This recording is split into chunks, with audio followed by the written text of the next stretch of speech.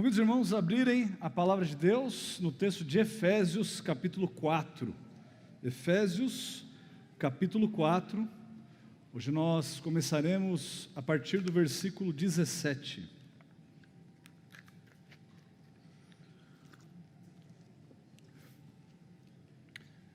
Alguns meses nós começamos nosso estudo do livro de Efésios, chegamos no quarto capítulo. E nesse quarto capítulo nós vimos que Paulo ele trabalha de uma maneira um pouco diferente da maneira que ele trabalha nos 3 primeiros capítulos. Aqui ele vai trabalhando de uma maneira muito mais prática, baseada naquilo que ele expôs do capítulo 1 até o capítulo 3. E a conclusão que nós chegamos de uma maneira bem prática é que nós, portanto, devemos viver em unidade. Como nós vimos nas últimas mensagens, nós cristãos, salvos pelo Cristo, nós devemos andar em amor, nós devemos andar em unidade.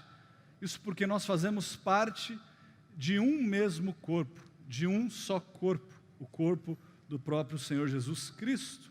Nós devemos nos lembrar, como Paulo nos disse no capítulo 2, ainda no início da sua carta, que nós somos obra de arte de Deus, feitura de Deus.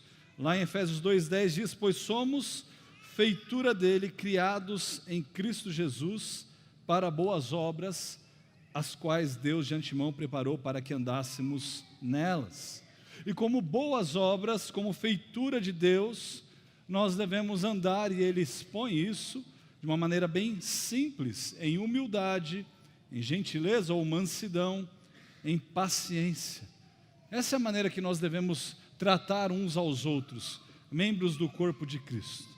Ele também nos lembra, nos versículos iniciais do capítulo 4, que nós somos membros desse um corpo, porém com funções distintas, funções diferentes. Aliás, cada um de nós recebeu dons, os quais devem ser utilizados para o benefício, o desenvolvimento, a edificação da igreja. Perceba então que quando nós falamos sobre dons, os dons não servem para que você seja exaltado, mas para que Cristo seja exaltado. Os dons servem para que o seu irmão, o seu próximo, a pessoa ao seu lado, seja edificada pela sua vida. Os dons servem para o próximo. O subproduto disso é que os dons vão beneficiar a você, e não o contrário. E se nós invertemos essa conta, o resultado será diferente. Nós precisamos entender que os dons servem para o benefício do nosso próximo. Mas agora no versículo 17, nós vemos que a unidade apenas não basta. A unidade apenas não é suficiente. Uma vez salvos por Cristo, nós devemos andar em unidade e também em santidade. Unidade e santidade. Por isso, meu intuito nessa noite é de que nós saímos daqui motivados e convencidos a abandonar a nossa maneira ímpia de viver. Que nós saímos daqui desejosos de abandonar os nossos pecados. Vamos ler esse texto, Efésios 4, do versículo 17 até o versículo 19. Assim diz a palavra de Deus.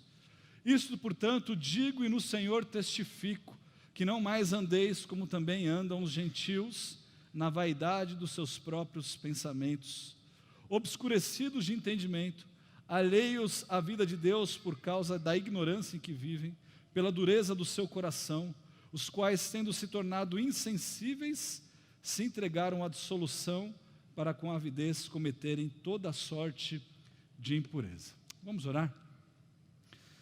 Santo Deus, ajude-nos, ó Pai, nessa noite, a identificarmos os pecados que temos como pecados de estimação, pecados, ó Deus, que lutamos para abandonar, ou que muitas vezes nem lutamos, ó Pai, mas que simplesmente tomam conta da nossa vida.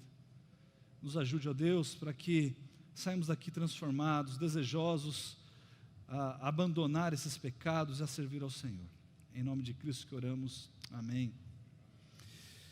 famoso teólogo, pastor John Wesley, conhecido hoje como pai do metodismo, os irmãos sabem muito bem aqui, a Universidade Metodista, que se encontra a algumas quadras daqui, teve como um dos seus fundadores John Wesley. John Wesley foi uma figura distinta no cenário teológico da sua época, mas eu diria que ainda mais distinto do que John Wesley foi a sua mãe, Susanna Wesley. Veja comigo que Susanna Wesley, ela era a filha mais velha, ou mais nova, aliás, de 25 filhos. Se você acha que a nossa igreja tem muita criança, Susanna Wesley tinha 24 irmãos, tá bom?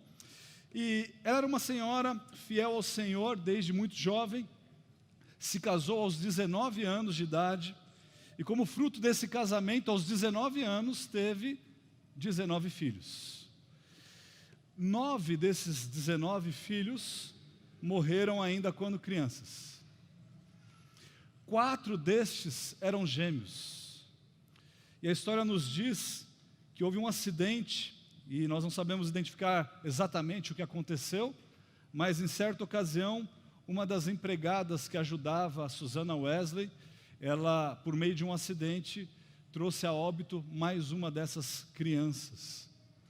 No final da sua vida, em 23 de julho de 1742, apenas 8 dos seus 19 filhos ainda estavam vivos.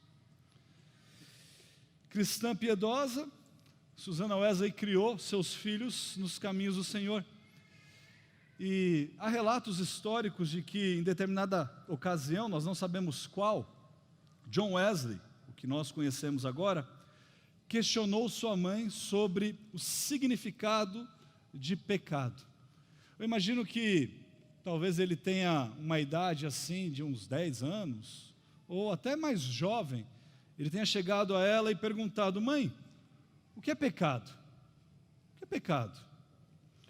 Estudando essa passagem, nós vamos ler aqui, ou que nós acabamos de ler, de Efésios 4, me veio à mente essa citação de Susanna Wesley, que eu não sei porquê, mas talvez, eu imagino que ela estivesse pensando exatamente no que Paulo diz aqui em Efésios 4, quando ela dá o significado de pecado para o seu filho.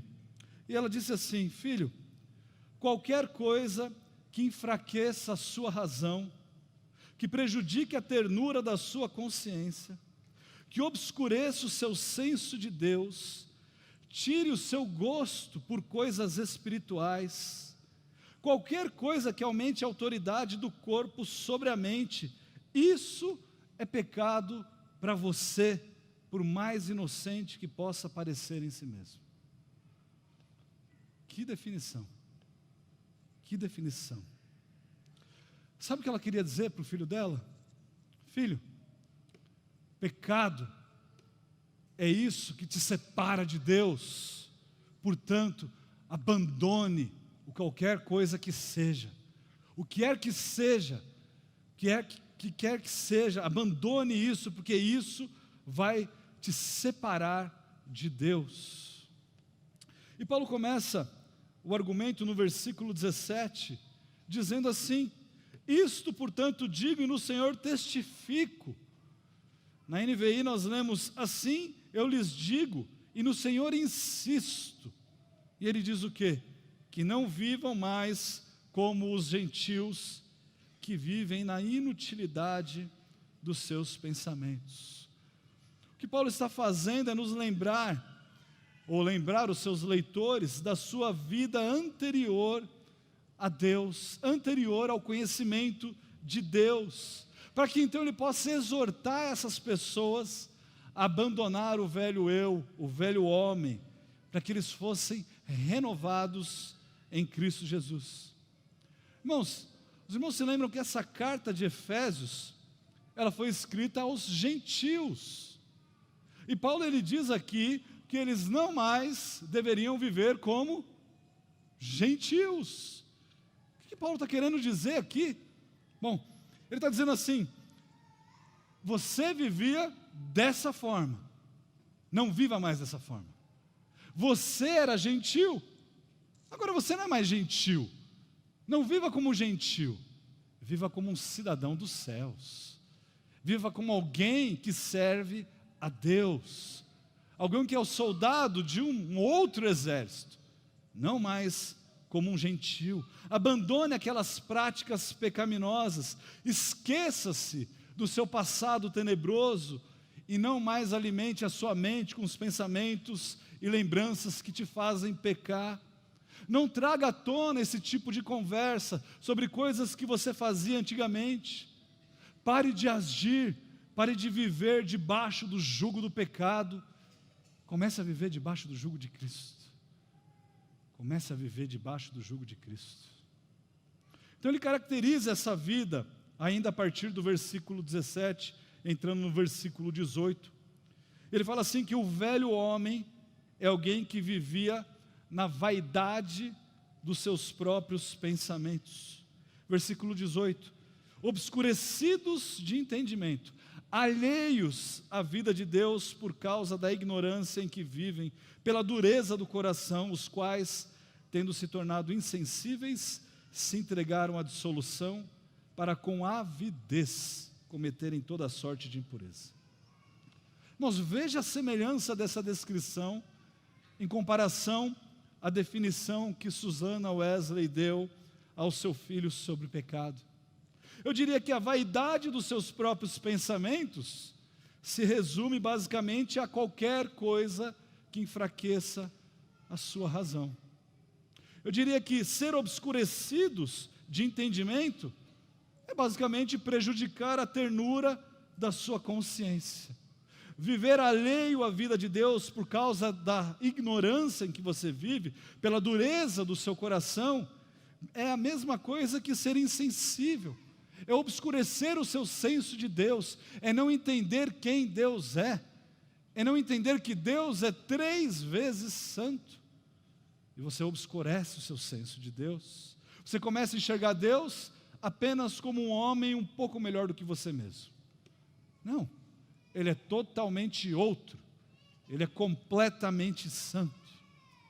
Entregar a dissolução para com avidez cometer toda sorte de impureza, é entregar-se a qualquer coisa que tira o seu gosto, o seu desejo por coisas espirituais. É entregar o seu corpo a qualquer coisa que aumente o seu desejo carnal acima do controle da sua mente.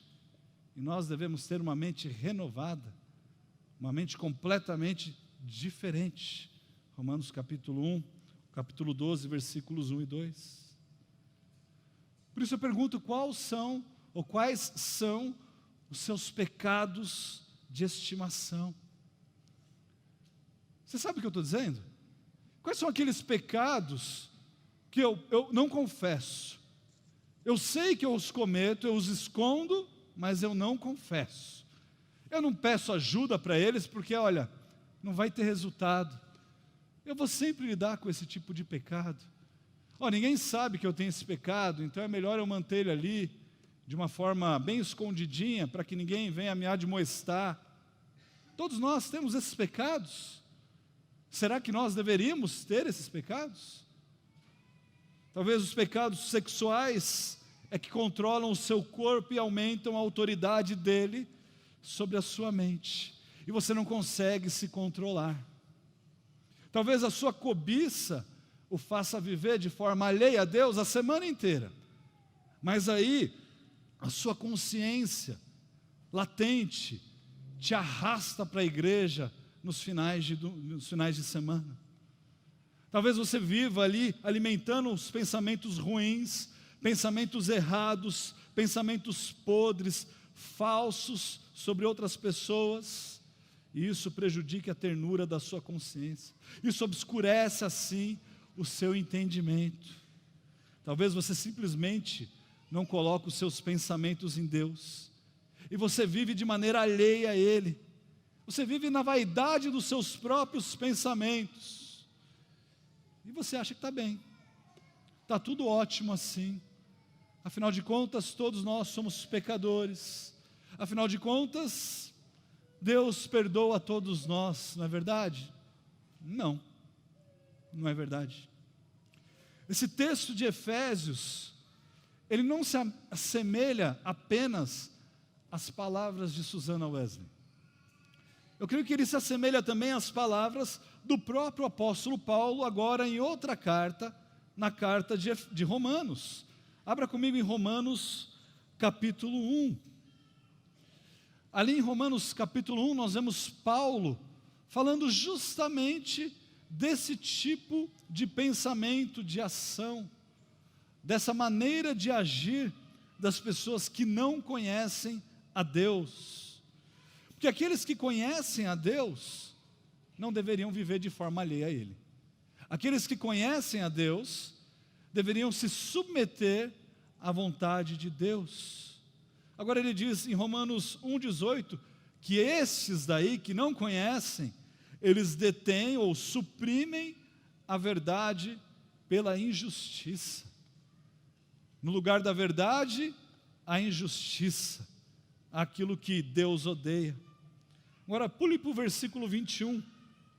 Ele diz que mesmo tendo conhecimento, eles não glorificaram como Deus, nem lhe deram graças, antes se tornaram nulos em seus próprios raciocínios, obscurecendo-lhes o coração insensato, inculcando-se por sábios, tornaram-se loucos e mudaram a glória do Deus incorruptível em semelhança da imagem de homem corruptível, bem como de aves, de quadrúpedes e de répteis.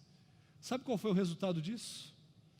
Por eles endurecerem os seus próprios corações, versículo 24, Deus entregou tais homens à imundícia, à podridão, a tudo que há de pior, pelas concupiscências do seu próprio coração, para desonrarem o seu corpo entre si, pois eles mudaram a verdade de Deus em mentira, adorando e servindo a criatura em lugar do Criador, o qual é bendito eternamente, amém. Ele diz no versículo 26, por causa disso, os entregou Deus a paixões infames. Irmãos, quando nós estamos emaranhados no nosso pecado, vivendo no nosso pecado, desfrutando do pecado, sabe o que Deus nos faz muitas vezes? Ele fala assim, é isso que você quer? Sabe de uma coisa? Eis aqui. É pornografia que você quer? Eis aqui. Adultério? Você não vai ficar sem opções. É cobiça o seu problema? Toma. Você só tem olhos para o dinheiro. Toma mais dinheiro. Toma mais dinheiro, desfrute. Você suprime a verdade de Deus em injustiça e vive alheio a Deus, e Deus te concede aquilo que você tanto deseja, o seu próprio pecado. Irmãos, não se enganem, não há limites para a perversidade do coração humano. Há alguns anos, um colega meu foi assassinado de forma brutal. Seus familiares me disseram que a única coisa que eles tinham a dizer, na verdade, era a seguinte, foi justamente essa frase que eu disse aqui, não há limites para a perversidade do coração humano, porque não é justo eu falar o que aconteceu com essa pessoa. Se você vive de forma alheia a Deus, você vive, sabe como? Como escravo do seu pecado. O seu pecado é o seu Senhor, o seu pecado é o seu mestre, o seu guia, o seu dono, é quem detém as rédeas, quem te controla. Mas irmãos, se nós estamos em Cristo, nós somos completamente livres desse cruel Senhor. Paulo ele não nos dá aqui apenas a má notícia, para que nós aguentemos por conta própria, mas ele aponta ao nosso estado, nos lembrando que isso tudo se dava antes de Cristo. Antes de Cristo nós éramos assim, e nós não devemos viver como nós éramos antes de Cristo. A luz no final do túnel se encontra no versículo 20, que diz assim: mas não foi assim que aprendestes a Cristo. Que alívio, que refrigério. É como aquela água geladinha, quando você está sedento, que você não aguenta mais.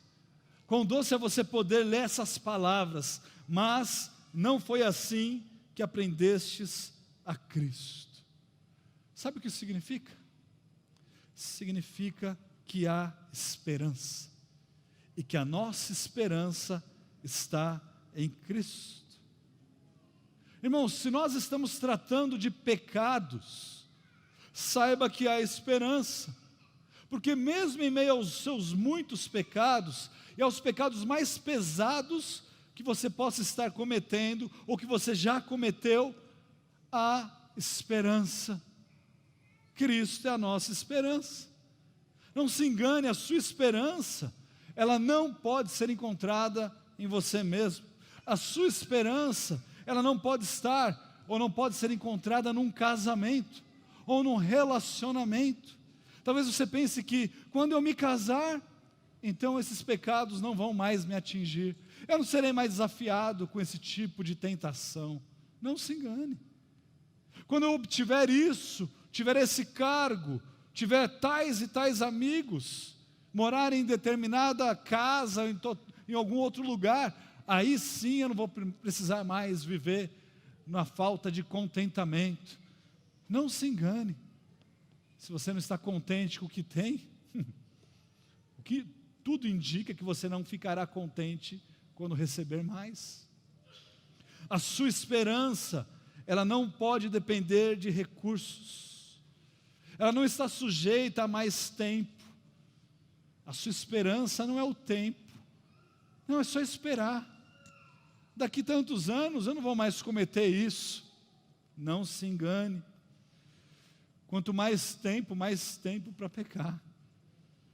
Ou de uma outra maneira, nós imaginamos que a nossa esperança possa estar no objeto errado, e nós escolhemos esse objeto. Irmãos, o objeto da nossa fé deve ser Cristo. O que você precisa é de Cristo. E uma vez que o seu problema é pecado, então há esperança, e a esperança está em Cristo. Ela não se encontra em remédio, ela não se encontra em terapia, ela não se encontra no tempo, ela não se encontra em recursos, ela não se encontra em relacionamentos, em nada. Se o seu problema é pecado, a sua esperança está somente em Cristo. Agora veja que, se você está em Cristo, se você reconhece os seus pecados, se você clama por perdão, se você tem a plena certeza de que Deus te perdoou os seus pecados e te salvou, então há questões que se tornam inegociáveis. A nova vida, ela é caracterizada pelo abandono aos pecados. Se você é uma nova criatura, deve haver abandono a pecados. Onde havia ali inveja, há contentamento. Onde havia raiva e ira, há agora paz. Onde havia mentiras, há exclusivamente verdades. Irmãos, aquele que vive para Deus, ele não deve viver para suprir as vontades pecaminosas do seu próprio coração. Por isso deve haver um abandono desses pecados, um abandono da maneira que você vivia. Não é mais se eu não ouço uma música cristã, ou se eu não faço. Não, é uma mudança completa de vida. Não é relacionada a apenas um aspecto da minha vida, mas de tudo. Há uma mudança geral. Em segundo lugar, aqueles que desfrutam de uma nova vida são caracterizados por não viverem na prática do pecado. Quem está em Cristo abandona pecados. Quem está em Cristo não vive na prática de pecados. E aí alguns talvez argumentariam comigo: olha, é muito fácil você falar tudo isso, mas você não sabe o que eu sofro com o meu pecado. Você não sabe há quanto tempo eu luto contra o meu pecado. Você não sabe o que aconteceu comigo e quais são as coisas que servem de gatilho para que eu comece a pecar dessa maneira. Sabe de uma coisa? Eu realmente não faço ideia. E nem quero saber. O que eu sei é que a palavra de Deus diz, 1 Coríntios 10, 13, que não vos sobreveio tentação que não fosse humana, mas Deus é fiel, e sendo Deus fiel, não permitirá que sejais tentados além das vossas forças. Pelo contrário, Paulo diz, juntamente com a tentação vos proverá livramento, de sorte que a possais suportar. Disso eu sei. Eu não sei qual é a sua luta, mas eu sei que há uma escapatória, porque a palavra de Deus nos diz. Viver na prática do pecado é diferente de viver lutando contra o pecado. Aquele que luta contra o pecado não é alguém que cria ocasião para pecar, não é aquele que planeja pecar, não é aquele que vai calcular como que ele pode pecar. Aquele que luta contra o pecado, ele não se contenta apenas em ter só um pecado de estimação. Não, ele não se contenta em pecar. Ele quer um abandono total, se livrar de uma vez por todas dos seus pecados. Aquele que luta contra o pecado é alguém que se lamenta, é alguém que se arrepende, é alguém que clama por perdão e ajuda que vem somente de Deus, mas que também pode vir dos outros irmãos. É alguém que recorre à igreja para que possa ser ajudado. E a nossa responsabilidade como membros é de ajudar, é de aconselhar, é de discipular. Não se engane, essa não é a minha responsabilidade apenas. Essa é uma das minhas responsabilidades, sim, bem como do pastor Guilherme, mas essa é a responsabilidade de todos os cristãos. Todos os cristãos. Aquele que luta contra o pecado, ele não se esconde, ou não esconde as suas lutas, mas ele pede ajuda para pessoas mais maduras, para que essas pessoas possam auxiliá-lo nessa luta. Orgulhoso é aquele que se esconde no seu pecado e não clama por ajuda. E aí é outro pecado. Ele se esconde no seu orgulho. Jamais que eu vou confessar o meu pecado perante essas pessoas. Afinal de contas, elas também têm pecado. Sim, todos nós temos. Mas Deus nos deixou, os irmãos, com dons, para que vocês todos pudessem ser ajudados. Para que nós todos pudéssemos ser ajudados. Aquele que luta contra o pecado é alguém que confia em Deus e sabe que de fato Deus é fiel. E sabe de uma coisa? Se nós então confessarmos os nossos pecados, Ele, o Deus que é fiel e justo, Ele é justo e fiel para nos perdoar os pecados e nos purificar, nos transformar em vasos puros, prontos para serem utilizados para a sua honra e glória. E por isso, em terceiro lugar, aquele que é nascido de novo, aquele que conhece a Cristo, ele tem um desejo, e o seu desejo é de esganar, é de matar, é de mortificar o pecado. É uma linguagem brutal mesmo, é de espancar, esbofetear, asfixiar, afogar o pecado. Que se você não fizer isso com o seu pecado, ele vai fazer isso com você. Essa é a nossa realidade. Paulo nos ensina em Romanos 8,13, porque se viverdes segundo a carne, caminhais para a morte. Se vocês viverem segundo a carne, o fim disso é a morte. O salário do pecado é a morte. Mas se pelo Espírito mortificardes os feitos do corpo, certamente vivereis. Certamente vivereis. Enquanto nós não encararmos os nossos pecados como esses inimigos mortais, nós jamais seremos capazes de enfrentá-los em pé de igualdade. E sabe de uma coisa? Eles vão vencer. Eles vão vencer. A luta é diária, irmãos. A luta não deve ser travada nos pensamentos de daqui a 5 anos, mas sim hoje. Eu devo servir a Deus hoje, abandonar o meu pecado hoje, mortificar o meu pecado hoje. É hoje, é agora à noite, é a partir de agora, desse momento, que eu posso mortificar os meus pecados. Toda a sua ira, toda a sua força, a sua vontade, o seu anseio, eles devem caminhar juntos para uma batalha de mortificação do seu pecado. Entenda isso de uma vez por todas, que o seu pecado é uma afronta ao próprio Deus. É o que crucificou o autor da vida, é o que colocou ele lá e fez que ele sofresse no seu lugar. Nas palavras do pastor John Piper, o pecado é a glória de Deus não honrada. O pecado é a santidade de Deus não reverenciada. É a grandeza de Deus não admirada. O poder de Deus não louvado. A verdade de Deus não almejada. A sabedoria de Deus não estimada. A beleza de Deus não estimada.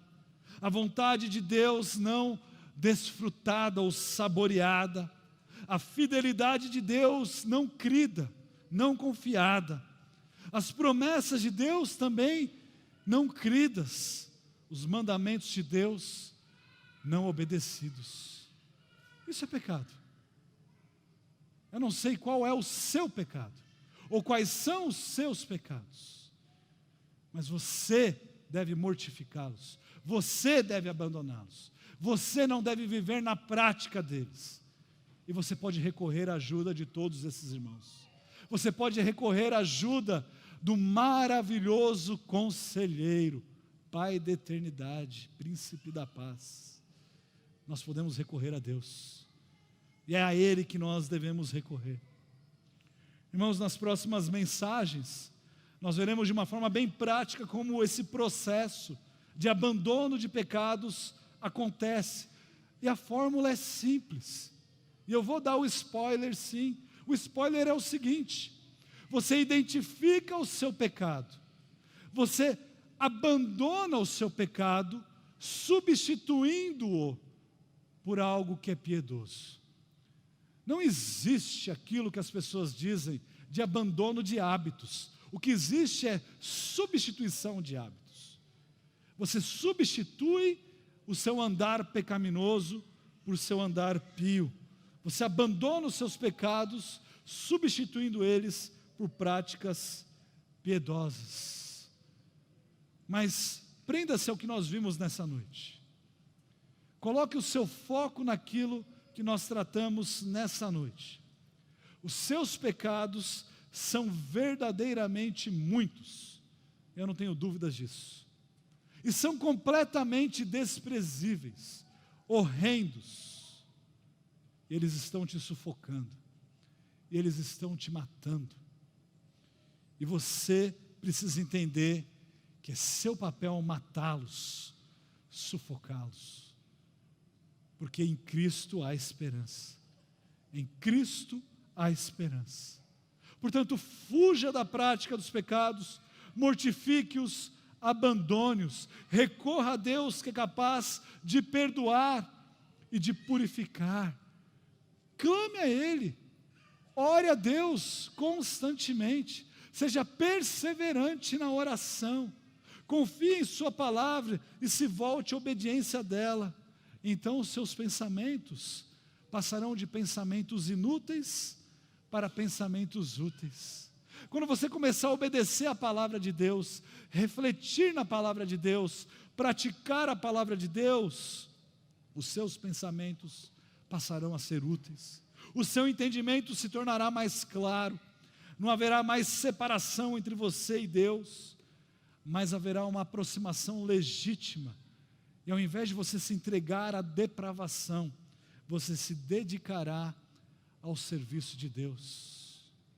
Irmãos, que Deus nos ajude a servi-lo, a obedecê-lo para a sua glória. Vamos orar? Ó Pai, ajude-nos a identificar, a mortificar, abandonar, a não viver na prática dos pecados, ó Pai.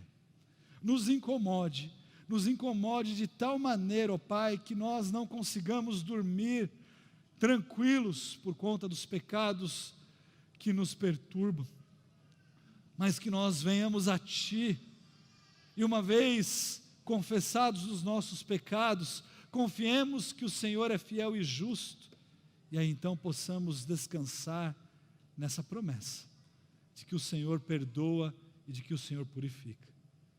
Ó Pai, perdoa-nos, em nome de Cristo que oramos, amém.